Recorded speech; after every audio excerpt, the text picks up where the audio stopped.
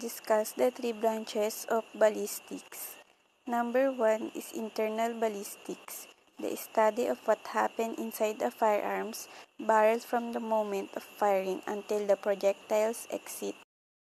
Ang ibig sabihin lang ng internal ballistic ay isang uri ng initial acceleration ng isang bala or projectile sa loob ng baril. When we talk internal ballistic, ibig sabihin sa loob ng firearm nangyayari yung initial part ng pagtalbog ng projectiles. Number 2 is external ballistics, the study of a projectile's behavior during its flight, specifically after it has left the barrel of a weapon and before it impacts the target. So, ano nga ba ang nangyayari sa bullet o projectile kapag nagtatravel na ito sa hangin? Ang mga bullet ay nagkakaroon na tinatawag na gyroscopic reaction na kung saan umiikot ang bala habang nagtatravel palabas sa baril. Nagkakaroon din ito ng yaw reaction or the actual tumbling of bullet while in flight. Ngunit paano ito nangyayari? Nangyayari iyan sa mga land and grooves na makikita sa bala ng firearms. Number 3 is terminal ballistic, the study of a projectile's behavior and effect when it hits its target.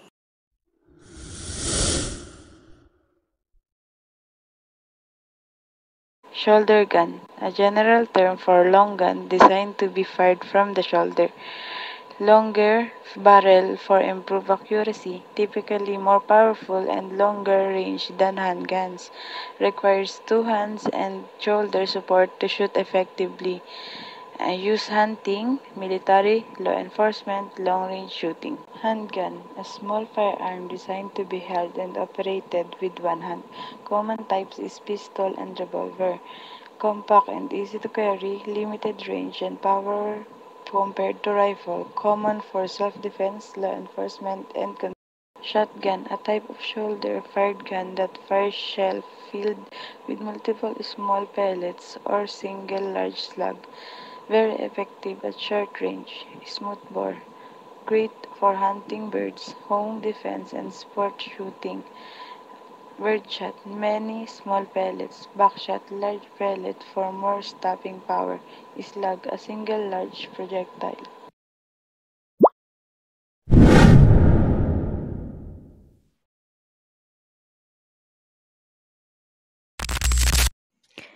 Paraffin test or dermal nitrate test. It is the oldest test in existence and was designed to check for residue on the hands.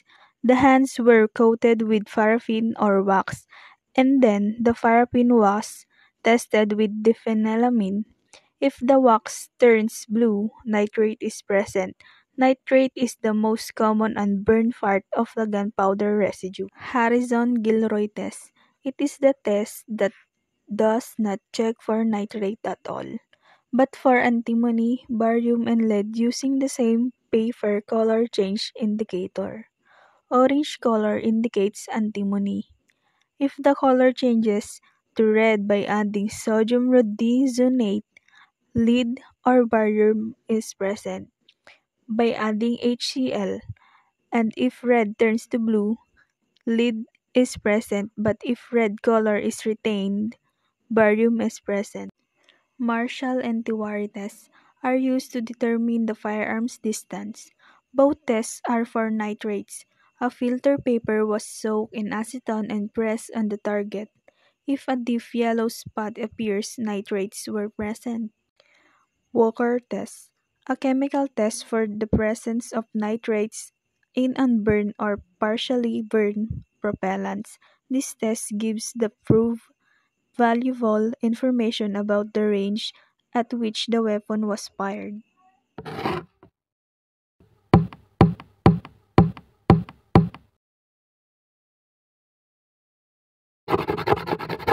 Ballistics is the science of the motion of projectiles. A branch of applied physics which deals with the motion of projectiles. So guys, pasimplehin lang natin. Ang ballistics daw, ay isang uri ng applied physics na tumutugon sa paggalaw ng isang bagay. Kapag sinabi nating applied physics mga kaibigan, ito ay tumutugon sa mga practice, at mga theory kung papaano mai-apply ang science of physics upang malutas ang isang problema. By the way nga pala, ang tinaguriang father of modern physics ay si Galileo Galilei. Pero ano naman itong tinatawag na forensic ballistics? Forensic ballistics is that branch of firearms identification wherein the ballistics report of the examiner such as firearm, bullet, slugs, and shells are presented and identified by the prosecution during the proceeding and in turn disputed by the defense counsel before the court of justice. Kung sa personal identification mga kaibigan, ay may tinatawag tayong fingerprints. Sa ballistics naman, ay may tinatawag tayong firearm identification, which deals the forensic ballistics, or the science of firearm identification. Now let's talk about the three types of ballistics, which is the interior, exterior and the terminal ballistics. Let's talk first about the interior, or the internal ballistics. It is that branch of the study of science which has something to do with the properties of the projectile of bullet while inside the barrel of the gun, and this extend from the breech to the muzzle. Bigyan lang natin ng simpleng paliwanag mga kaibigan kung ano nga ba ang internal ballistics. Ang internal ballistics ay isang uri ng initial acceleration ng isang bala, or projectile sa loob ng baril. When we talk about interior or internal, ibig sabihin sa loob ng firearm nangyayari yung initial part ng pagtalbog ng projectiles. Now kung babalikan mo ang definition ng interior ballistics, ay sinasabing manggagaling sa breech part ng baril ang initial acceleration papunta sa muzzle part nito. Bigyan pa natin ng mas madaling halimbawa. Halimbawa, meron kang isang tirador. Kapag binalahan mo ang isang tirador, ay dapat batakin mo ang dalawang rubber band na nakakabit sa dalawang sanga, na magsisilbi naman nating muzzle area. Ngayon, habang hinahatak mo ang bala na nakalagay sa rubber band ay dahan-dahan itong napupunta sa rear side na katapat ng muzzle area. Ngayon once na i-release mo ang hawak mong bala, or projectile ay mabilis itong dadalhin ng rubber band papunta sa muzzle area. At once na makalabas na ang projectile mula sa muzzle area, ay mabilis itong magta-travel sa hangin, at ito ang tinatawag na exterior ballistics. Kung mapapansin nyo mga kaibigan, ay halos magkadugtong talaga ang interior at exterior ballistics. Kasi from inside of the firearm ay nangyari yung initial acceleration ng projectile palabas sa muzzle area ng baril. Napakadaling tandaan nito mga kaibigan. Kapag interior or internal, it means sa loob ng firearms. And kapag external naman, it means sa outside, or sa labas ng baril. Pero ano nga ba, ang nangyayari sa bullet or projectile kapag nagta-travel na ito sa hangin? Ang mga bullets, ay nagkakaroon ng tinatawag na gyroscopic reactions, na kung saan umiikot ang bala habang nagta-travel palabas sa baril, at nagkakaroon din ito ng yaw reactions, or the actual tumbling of the bullet while in flight. Ngunit paano ito nangyayari? Nangyayari yan dahil sa mga land and grooves na makikita sa barrel ng isang firearms. Ano nga ba, itong mga tinatawag na land and grooves? Para ma-visualize nyo din mga kaibigan, ay ipapakita ko sa inyo kung ano ang larawan ng land and grooves.